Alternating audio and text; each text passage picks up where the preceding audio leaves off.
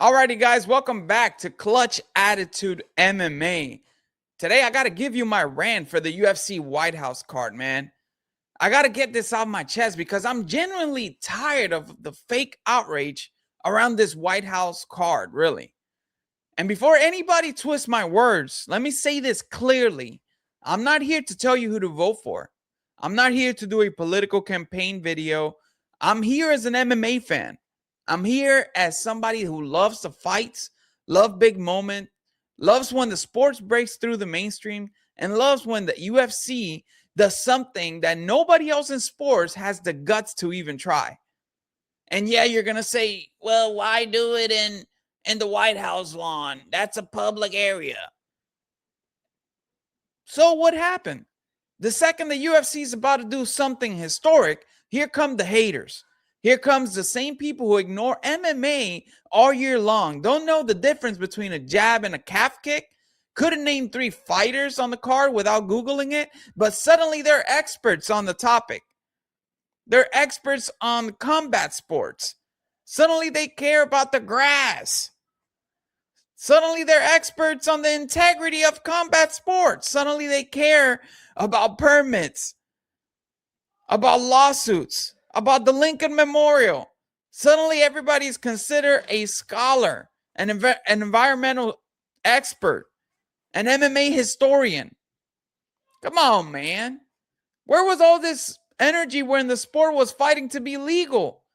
Where was all this energy when fighters were grinding in empty gyms, fighting for respect, trying to convince the world that mixed martial art wasn't some underground circus?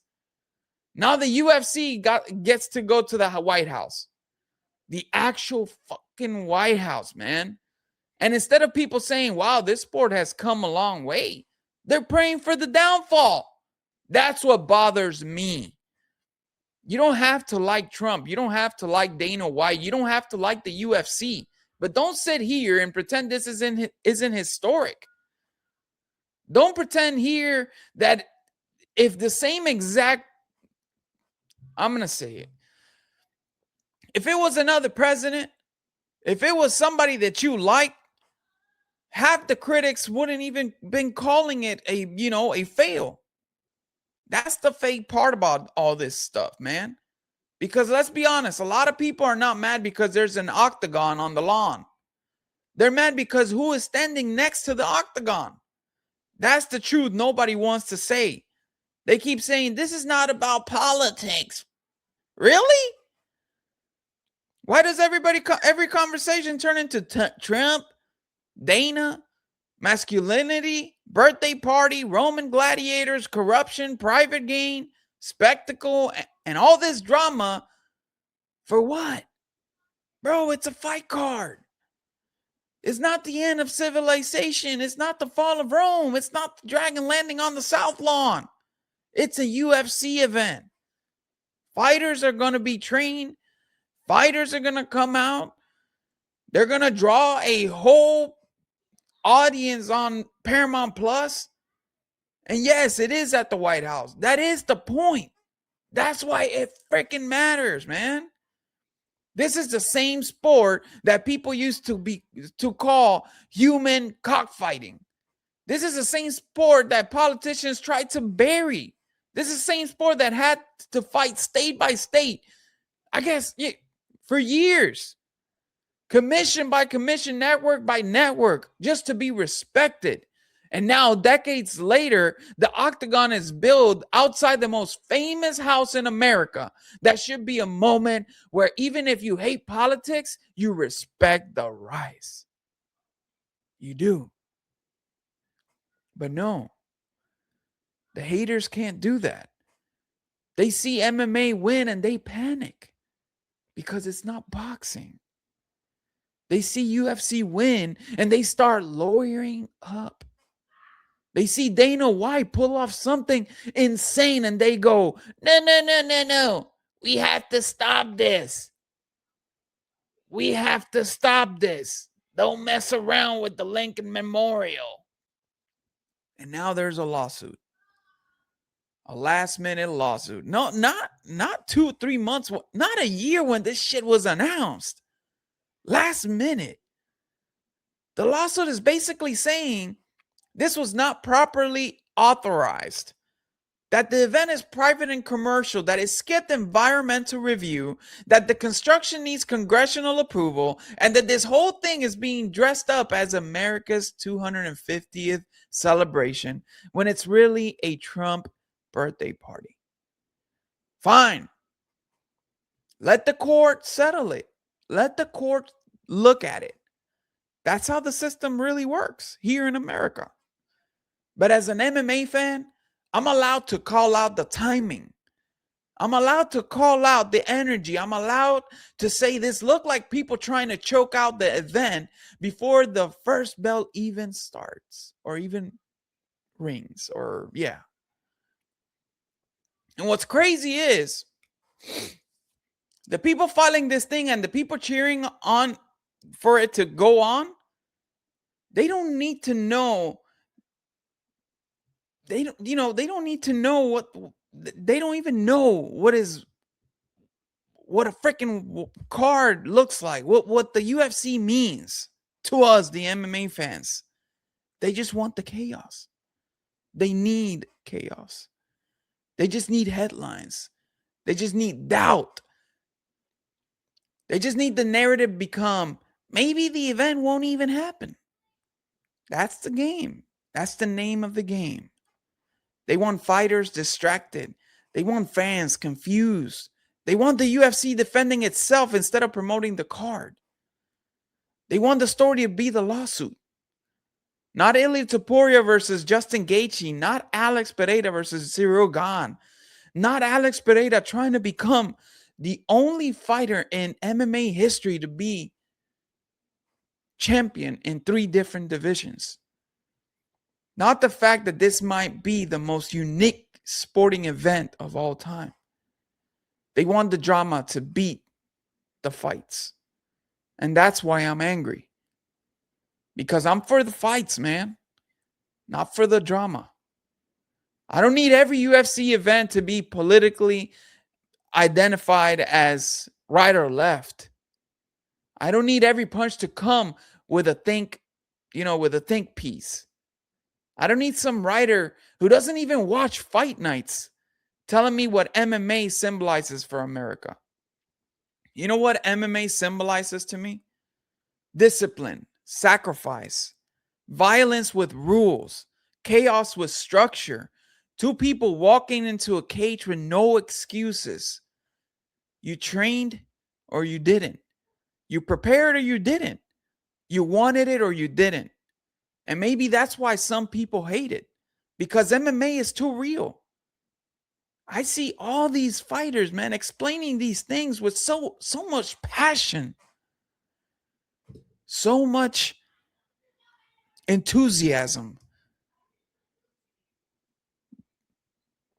MMA doesn't care about your feelings once the door closes. The better fighter just wins, man. The tougher fighter survives. The smarter fighter adjusts. And when the fight is over, most of the time they hug it out and show more respect than the people screaming online. Yeah, and I'm one of those people screaming online sometimes. That's the part nobody wants to talk about. The critics call it a spectacle like it's a bad thing. Sports are a spectacle. The Super Bowl is a spectacle. The Olympics are a spectacle. The New York Knicks and the San Antonio Spurs are a spectacle. Every major American event is a spectacle. But the moment the UFC does it, now everybody clutches their pearls. Stop it, man. Let's talk about the actual event, because the thing is crazy.